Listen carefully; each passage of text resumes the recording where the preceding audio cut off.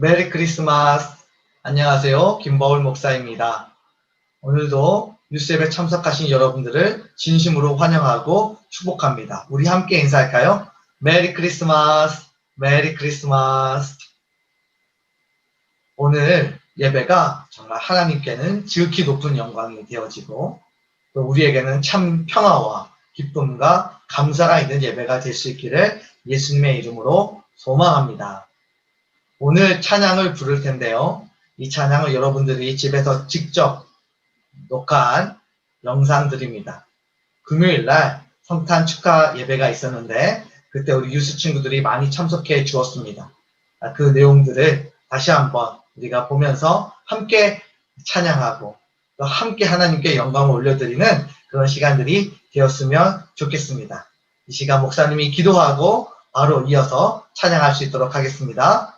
하나님 아버지 감사합니다. 우리 사랑하는 친구들이 하나님께 예배하기 위해서 이 자리에 모였습니다. 하나님 이 자리가 축제의 장이 되게 하여 주시고 이 땅에 찾아오신 예수님을 축하하는 시간이 될 수 있도록 하나님 축복하여 주시옵소서. 하나님 무엇보다 찬양을 통하여서 우리가 하나님 앞에 참 기쁨과 감사를 함께 누릴 수 있도록 도와주시고 설교를 통하여서 이 크리스마스를 우리가 어떻게 의미 있게 보낼 수 있는지를 깨달아 아는 성숙한 삶이 되게 하여 주시옵소서. 오늘 모든 예배 가운데 하나님께서 임재해 주시고 함께 하실 줄 믿사오며 살아계신 예수님의 이름으로 기도드립니다. 아멘.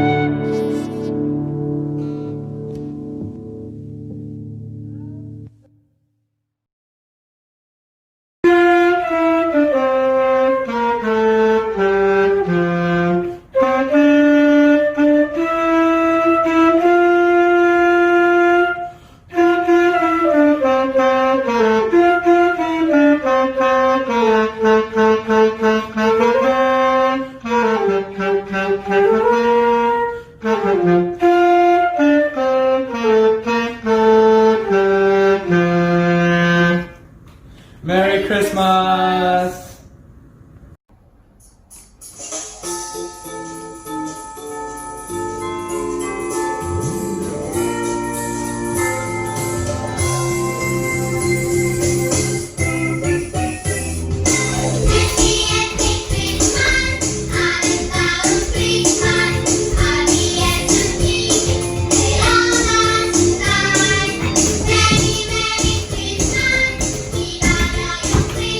Christmas,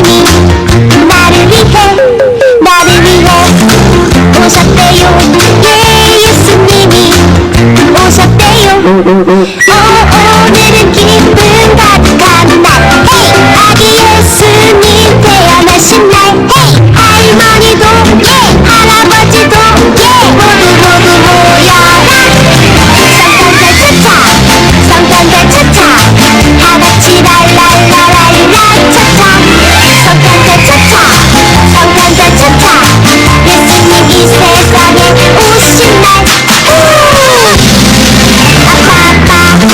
들어봐요 예 예수님이 나를 위해 오셨대요 예 예수님이 오셨대요 오늘은 기쁨 가득한 날 헤이 아기 예수님 태어나신 날 헤이 친구들도 예 동생들도 예 모두 모여라 성탄절 차차 예수님이 세상에 오신 날 성탄절 차차 다같이 랄랄랄랄라 차차 사랑해요 예수님 랄랄라 사랑해요 나도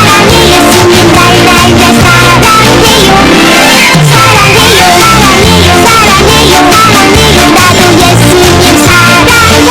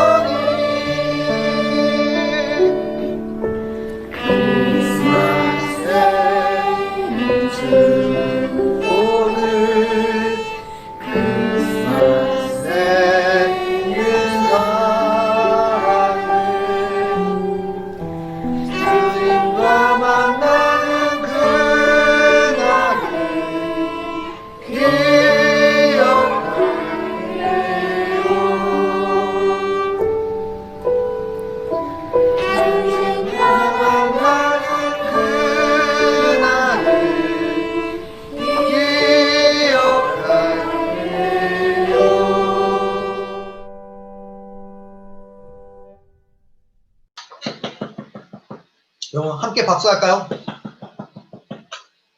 여러분의 연주와 워십과 찬양을 통해서 하나님이 기뻐하실 줄 믿습니다. 목사님이 큰 감동이 있었어요. 왜냐하면 이것을 듣고 계시는 하나님의 표정, 이것을 보고 계시는 예수님의 마음은 어떨까 이런 생각을 해보았습니다. 정말 입이 귀에 걸려서 한박 웃음을 짓고 계시는 하나님을 느낄 수가 있고 너무 좋아하시는 그런 예수님을 느낄 수가 있습니다. 여러분의 인생을 통하여서 평생토록 하나님의 기쁨, 예수님의 웃음을 책임져 드리는 복된 여러분들이 될 수 있기를 예수님의 이름으로 축복합니다. 오늘은 누구를 위한 크리스마스라는 제목으로 하나님의 말씀을 나누려고 합니다. 마태복음 1장 1절 말씀인데요. 함께 읽어볼게요. 시작. 아브라함과 다윗의 자손 예수 그리스도의 계보라. 여러분, 왜 계보로 시작하고 있을까요? 보통 영화 같은 거 보면 굉장히 선정적이고 자극적이고 재밌는 부분들을 예고편, 트레일러로 만들어서 사람들에게 보여줍니다. 그러면 그걸 보고 사람들이 이 영화 재밌겠다 라고 하면서 영화를 보게 되죠. 그런데 마태복음도 많은 사람들에게 읽혀줘야 될 좋은 책이잖아요. 그런데 그 읽혀줘야 될 책을 앞에 계보를 쓰고 있습니다. 진 이걸로 너무 지루하잖아. 재미가 없을 것 같잖아. 그런데도 마태는 넣었습니다. 왜 넣었을까요? 굉장히 중요하기 때문이죠. 왜 중요했을까요? 그 당시에는 수많은 사람들이 자신이 메시아라고 이야기했어요. 그리고 자신이 예수라고 이야기하고 가짜들이 판치며 돌아다니기 시작합니다. 또 무지한 백성들은 그 사람들이 정말 예수님인 줄 알고 쫓아다니기 시작합니다. 그걸 보다 견디지 못해서 펜을 들고 글을 쓰기 시작합니다. 아니야, 너희들 다 거짓이야. 예수 그리스도의 계보라. 기름 부음을 받은 자, 우리를 구원하실 분, 메시아, 그분은 누구다? 예수 그리스도다. 끝. 면상을 빡! 끝! 사실 크리스마스뿐만 아니라 우리의 삶의 하루하루 1분 1초도 모두 다 예수님을 위해서 살아야 되고요. 예수님이 주인공이 되셔야 합니다. 그러나 특별히 크리스마스는 더욱 예수님이 주인공이 되셔야 합니다. 인정? 인정. 그래서 그런지 세상에 많은 사람들이 성탄 트리도 세팅하고 또 캐럴도 나오도록 이렇게 잘 세팅해 놓았습니다. 산타클로스 모자도 쓰고 분위기를 마음껏 내고 있습니다. 아마 코로나여도 다운타운에 가면 많은 사람들로 북적북적 거릴 거고 쇼핑하는 사람들로 가득 차 있을 것입니다. 메리 크리스마스의 의미도 모른 채 서로 인사하면서 이것이 내가 사랑하는, 내가 좋아하는 썸남, 썸녀에게 고백할 수 있는 완벽한 찬스라고 생각하고 크리스마스를 기다리고 있는 사람들도 있습니다. 좋습니다. 좋아요. 이렇게라도 세상에 있는 사람들이 예수님 오심을 축하하고 기억할 수 있다면 목사님 그것으로도 만족하겠습니다. 사실 그들에게 더 기대하지 않아요. 왜냐하면 그들은 예수님의 탄생이 인류에게 어떤 의미가 있는지, 어떤 놀라운 비밀이 있는지 모르고 사실 관심도 많이 없을 수 있기 때문입니다. 그래서 목사님 그들에게 많은 것들을 바라지는 않습니다. 예수님도 십자가에 달려 돌아가시면서 아무런 의미를 모르고 조롱하는 사람들에게 큰 것을 바라지 않으셨어요. 오히려 그들을 불쌍히 여기셨어요. 기대하지 않으셨어요. 목사님도 그렇게 철없는 사람들을 불쌍히 여기고 기대하지 않습니다.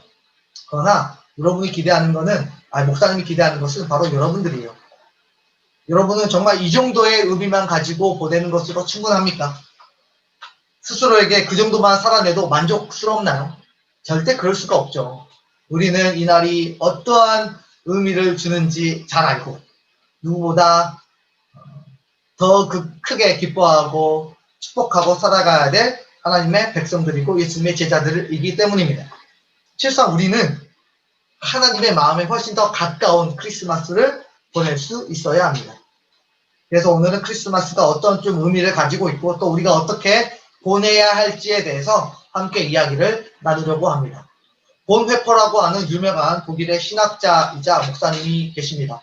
여러분하고 함께 나눴던 적이 있는데 제2차 세계대전 때 홀로코스트로 한 600만 명의 유태인들이 대량 학살을 당했죠. 히틀러에게. 근데 그 히틀러를 암살하려고 했던 목사님 중에 한 명이죠. 어쨌든 그 목사님이 성탄을 기다리면서 쓴 책이 있어요. 본회포와 함께 기다리는 성탄이라는 제목으로 번역이 2017년에 되었습니다. 근데 그 책의 내용에 가장 눈에 띄는 대목이 있다면 이거예요. 우리 예수님은 말구에서 태어나셨고 십자가에서 죽으셨습니다. 혹시 한번 따라 볼까요? 우리 예수님은 말구에서 태어나셨고 십자가에서 죽으셨습니다. 십자가에서 죽으셨습니다. 여러분, 예수님의 시작이 말구였어요. 말밥통이었어요. 예수님의 끝이 어디였어요? 십자가였습니다. 단도직입적으로 물어보겠습니다. 이 두 장소 여러분들은 마음에 드십니까? 사람이 태어나도 따뜻한 방에서, 집에서 태어납니다. 하물며 우리를 구원하러 오신 진정한 왕이시며 신이신 예수님이 태어난 곳은 너무나 어둡고 춥고 많은 사람들이 좋아하지 않는 그런 말구유입니다. 그래서 사람들이 여러분들에게 너 어디서 태어났어? 라고 물어보면 나 말밥통에서 태어났어 라고 자신있게 말할 만한 사람이 어디 있겠어요. 근데 예수님은 말밥통에서 태어났다라고 당당하게 성경에서 이야기하고 계십니다. 인간의 생명이 닿을 때에도 보통 침대에서 안락하게 눈을 감는 것이 대부분입니다. 그러나 예수님은 정말 불꽃 같은 생명을 다 태어내신 후에 십자가에서 그 생을 마감하십니다. 십자가 어때요? 가장 로마 사람들이 혐오하고 가장 경멸하고 가장 싫어하고 가장 고통스러운 그 장소가 바로 십자가죠. 그래서 이 말밥통과 또 십자가 이 두 장소는 보통 일반적인 사람들도 고개를 절레절레 흔들 만큼 치욕스럽고 흉물스러운 그런 장소입니다. 그런데 이 땅에 오신 예수님은 이 두 장소를 자신의 처음과 자신의 끝으로 정하셨습니다. 그렇다면 이 두 장소는 무엇을 의미할까요? 말구유는 바로 예수님의 겸손, 낮아지심을 의미하고요. 십자가는 예수님의 희생, 하나님의 사랑을 나타내고 있습니다. 사실 처음과 끝만 그런 것이 아니에요. 정말 그분의 인생의 전체를 보았을 때 겸손하시고요. 동시에 희생적인 삶을 사셨습니다. 가난하고 힘없는 사람들의 손을 잡아주셨습니다. 병도 고쳐주셨습니다. 당시 사람 취급도 못 받던 세리들과 친구가 되어주셨고요. 몸을 팔아 생계를 유지하는 그런 여성들의 눈물을 닦아주시고 그들에게 보호하시고 그들을 막아주셨어요. 예수님은 주어진 시간 동안 자신의 생명을 우리를 위해서 하얗게 불태우셨습니다.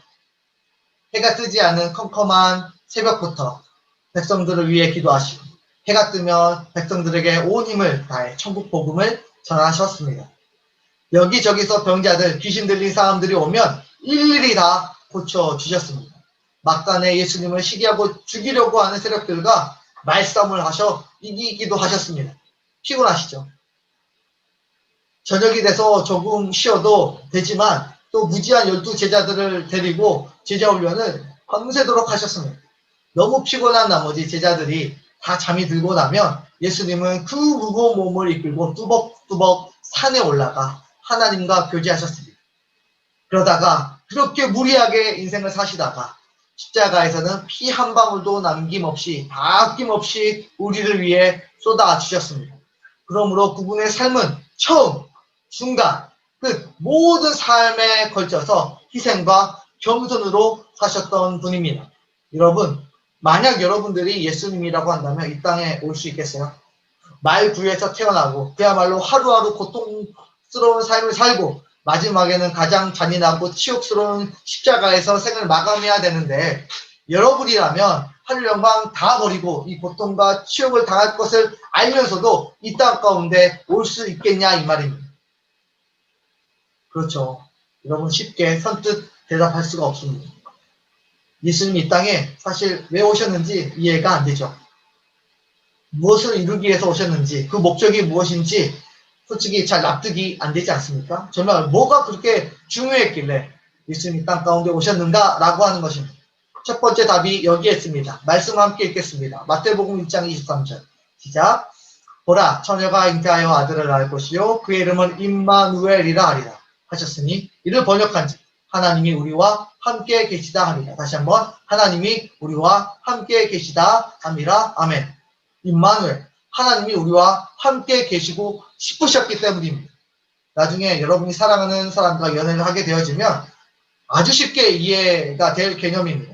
세상 모든 사람들이 막아도 반대해도 사랑하면 고생하고 상처받을 것을 알면서도 결국 그 사랑을 선택하게 되어져 있어요. 그리고 함께 하게 되어져 있습니다.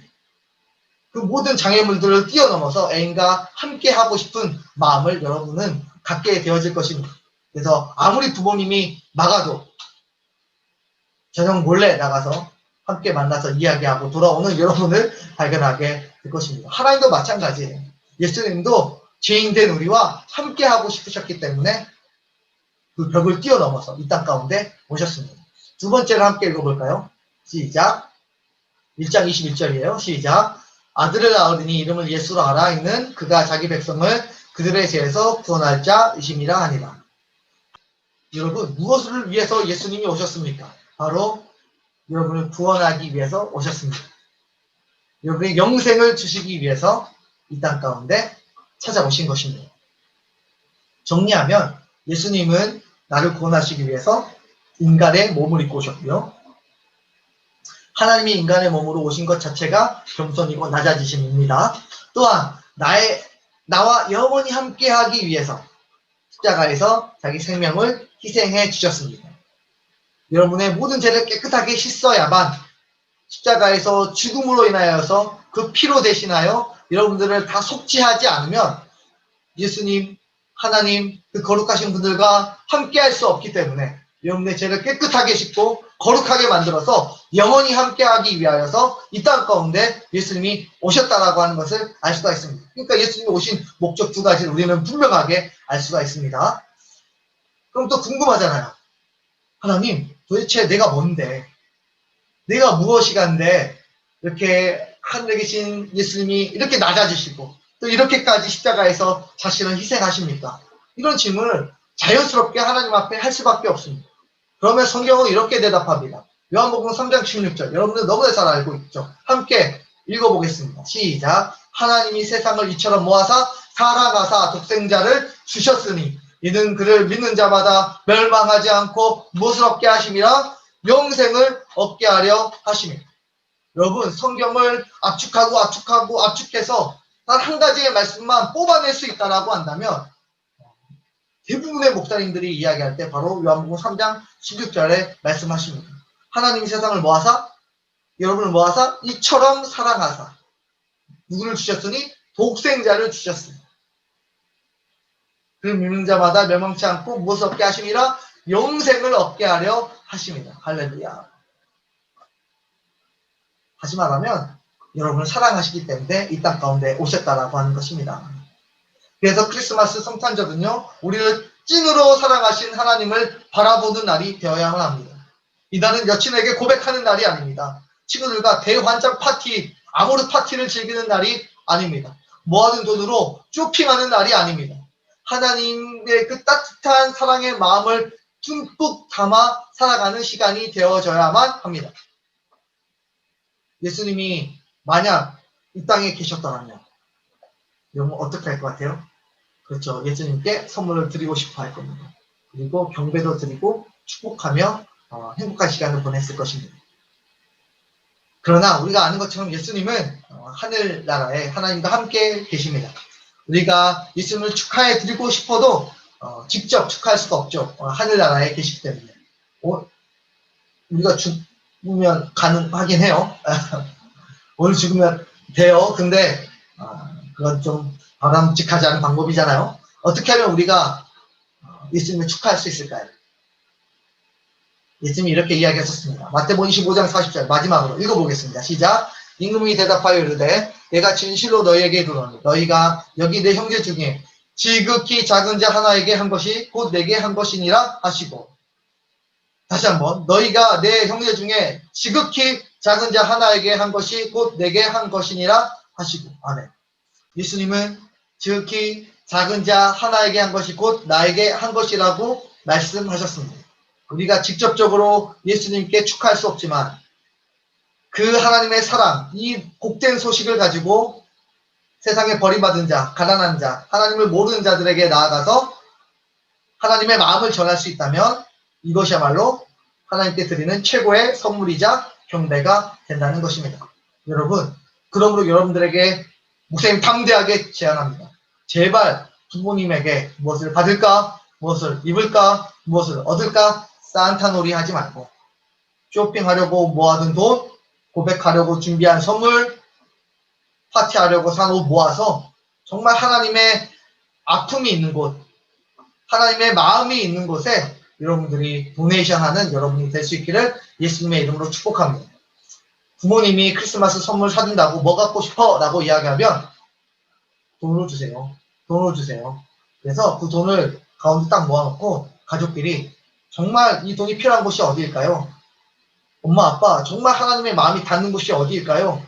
우리 함께 기도해 보아요. 기도하고 그 기도 가운데 하나님께서 응답해 주시고 어디에 기부하고 어디에 이것을 보내야 될지를 하나님께서 마음을 주시면 그대로 순종 한번 해보세요. 어느 크리스마스보다 훨씬 따뜻하고 하나님께서 너무 기뻐하시고 여러분의 삶에도 너무 보람있고 기뻐하는 모두가 행복해지는 그런 크리스마스가 될 것이라고 목사님은 확신합니다. 얼마 전에 목사님이 굉장히 짜증났던 영상 하나 보았는데요. 함께 보도록 하겠습니다. 공짜 밥 왜 막느냐? 노숙인 급식소에서 무료 급식을 받아가려 한 이른바 벤츠 모녀의 사연이 공개돼 누리꾼들의 공분을 사고 있습니다.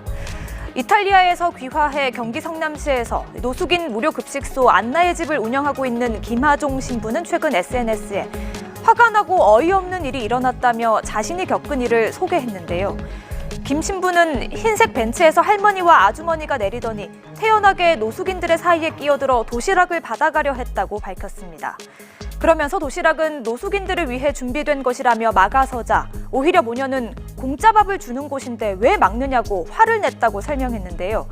이어 김 신부는 코로나19 시기에 우리가 모두를 생각한다면 어려움을 이겨낼 수 있지만 나만 생각한다면 더 힘들어질 것이라고 안타까움을 나타내기도 했습니다. 안나의 집 도시락입니다. 김하종 신부는 끼니를 스스로 해결할 수 있는 사람이 가져가는 이 도시락 하나가 누군가에게는 마지막 식사일 수 있다며 글을 마무리했습니다. 이거 먹고 사는 게 어려운 분들, 노약자들을 위해서 도시락을 나눠주는 자리에 벤츠 차를 타고 엄마와 딸이 왔습니다. 그리고 공짜로 주는 그 도시락 하나 받겠다고 와서 진상을 피웠습니다. 그것 때문에 너무 괴로워하는 이 신부의 모습이 보이죠. 이 소식을 듣고 첼도라고 하는 과퍼 유명한 목사님이 계시는데 그 목사님이 이런 인터뷰를 하셨어요. 천박함의 끝을 보았다. 먹을 것이 없어서 도시락을 받으러 온 사람들이 불쌍하고 천박한 것이 아니라 마음에 나눌 수 있는 사랑이 1도 없는 그런 사람들이 훨씬 더 불쌍하고 훨씬 더 천박하다라고 이야기했습니다. 우리에게 이런 천박함이 1도 없었으면 좋겠습니다. 하나님의 사랑을 그 마음속에 가득 품고 많은 사람들에게 전할 수 있는 넉넉한, 고상한, 멋진, 세상을 플렉스하는 그런 사람들이 될 수 있었으면 좋겠습니다. 하나님의 사랑을 듬뿍 받아 여러분이 가진 모든 것으로 많은 사람들을 풍요롭게 만들어가는, 따뜻하게 만들어가는 하나님의 난로 같은 여러분들이 될 수 있기를 예수님의 이름으로 축복합니다. 아멘, 아멘. 여러분 우리 줌에서 만나도록 하겠습니다. 먼저 영상을 볼 텐데요. 우리가 12월 28일부터 30일까지 겨울 수련회가 계획되어져 있습니다. 여러분들이 잘 참여하셔서 여러분들의 영적인 진보가 있고 또 세상을 지롭게 살아갈 수 있는 힘을 얻을 수 있는 시간이 되었으면 좋겠습니다. 말씀으로 시작한 한 해, 말씀으로 마무리하는 여러분이 되기를 축복합니다. Hey Creative One Conference, what's up? My name's Paul Park and I serve as a pastor at South Delta Baptist Church here in Tawasin.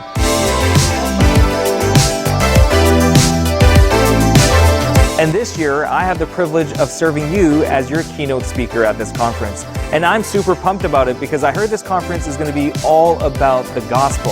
And let's be real, this year more than ever, we need a little bit more of that good news, don't we? And I'm excited about it because in a time where there's so much darkness and so many challenges in life, the gospel proves to be super precious. So I'm excited to share that with you during the conference. I'm going to be praying for you leading up to the conference. I'm going to be praying that God would prepare your hearts for it.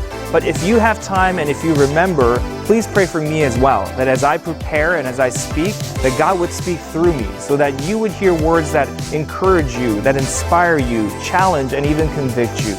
I look forward to seeing you soon.